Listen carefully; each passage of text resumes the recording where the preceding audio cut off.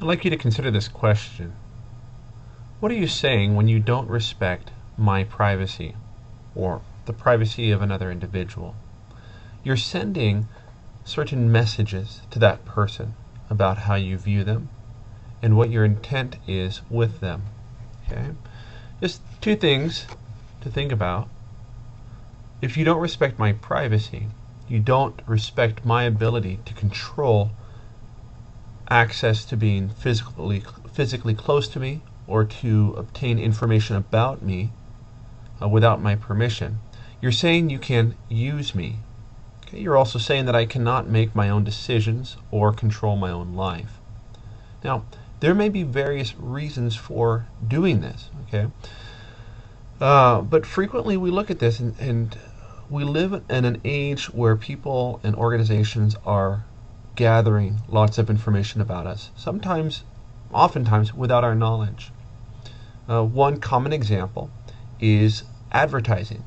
So companies will gather information about your web surfing habits, your purchase history, your credit score, your demographic background, and these things so that they can provide you with ads.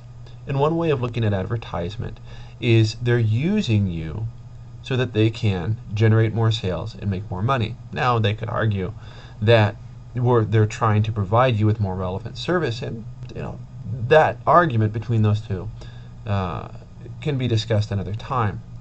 But the message you're sending is, if I can collect information about you by violating your privacy, then either A, I want to use you, or B, I know what's good for you, and you may not.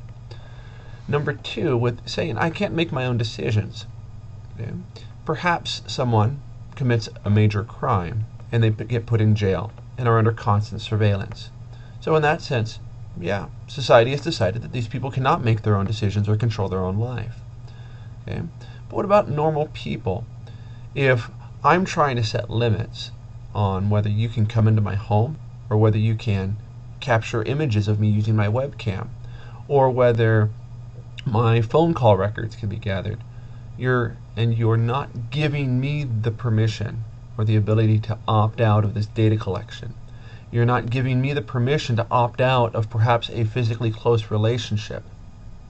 Then you're treating me as an object, or at the very least, as someone who does not have either the moral ability or the emotional maturity or whatever to control my own life.